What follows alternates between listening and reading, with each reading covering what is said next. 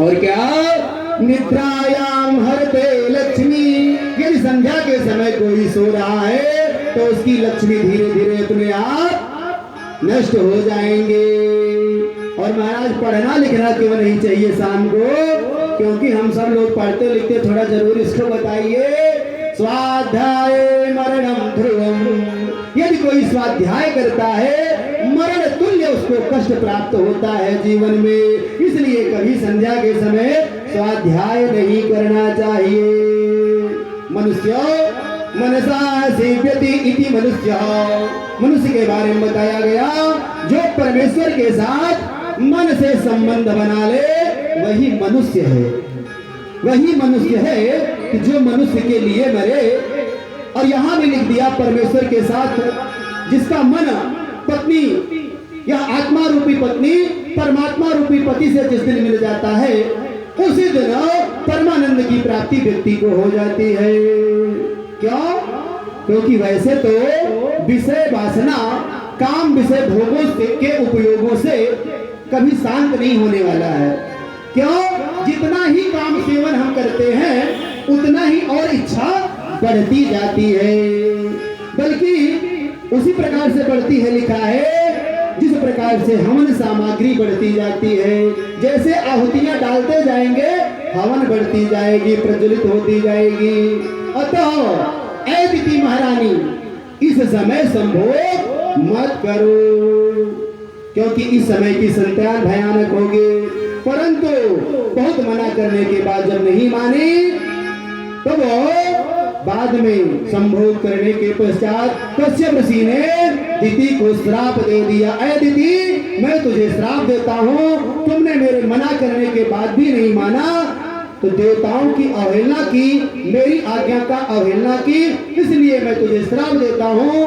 तेरे द्वारा होने वाला पुत्र बहुत ही बड़ा दुराचारी राक्षस होगा। महाराज जी ने श्राप दे दिया। ये नारियां क्या नहीं करवा सकती हैं। कह रहे तुम्हारे पुत्र उद्यमी होंगे, बहुत ही दुराचारी होंगे, व्यभिचारी होंगे, अत्याचारी होंगे। जब दीदी को यह श्राप सुनाई पड़ा और सुनी तो थर थर कांपने लगी। बोली महाराज आप भी क्या श्राप दे डाले, मैं बच्चा ही नहीं पैदा करूंगी तो कहां से राक्षस होगा, कहां से देवता होगा। मेरे पुत्र निश्चर होंगे, राक्षस होंगे। इस आशंका से दिति ने उस गर्भ को 100 वर्षों तक धारण कर लिया। 100 वर्षों तक पुत्र नहीं पैदा किया। चारों तरफ हाहाकार मच गया और सभी देवता अब ब्रह्मदेव की शरण में जा पहुंचे। ब्रह्मदेव ने कारण बताया कि यह भगवान नारायण की इच्छा से ही हो रहा है। ब्रह्मा जी बोले एक समय मेरे मानस पुत्र सनकादि मुनि अबाध गति से भ्रमण करते हुए विचरण करते हुए वैकुंठ लोक में जा पहुंचे। वैकुंठ लोक में अंदर प्रवेश करना चाह रहे थे तब जय और विजय नाम के 2 पहरेदार वहां पर जो उपस्थित थे वे भीतर जाने से रोक लिया।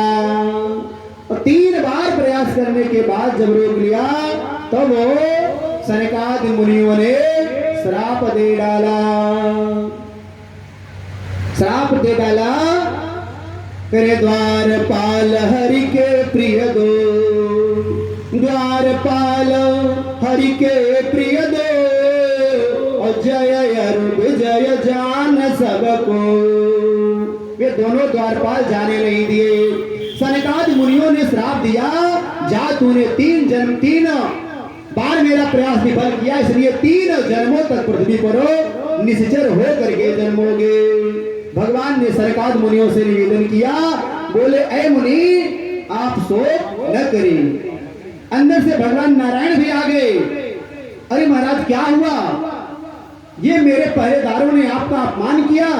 लगे डांटने, महाराज माफ करिए मुझे ही आप दंड दीजिए। निश्चित रूप से दंड देने लायक काम किया। क्यों? क्योंकि नौकर की गलती नहीं मानी जाती बल्कि स्वामी की ही गलती मानी जाती है। महाराज आप मुझे जो दंड देंगे सिरोधार्य होगा। अब सनकादि मुनि खुद पश्चाताप करने लगे। श्राप देने के बाद नारायण ने कहा, आप शोक न करिए मुनिवर, यह मेरी इच्छा से हुआ है। ये लोग 3 जन्मों तक राक्षस योनि में भले ही पैदा होंगे, लेकिन इनका उद्धार करने के लिए मैं आऊंगा धरती लोक पर। पंकज बातक भैया, आप लोग अपने आसन पे आ जाएं।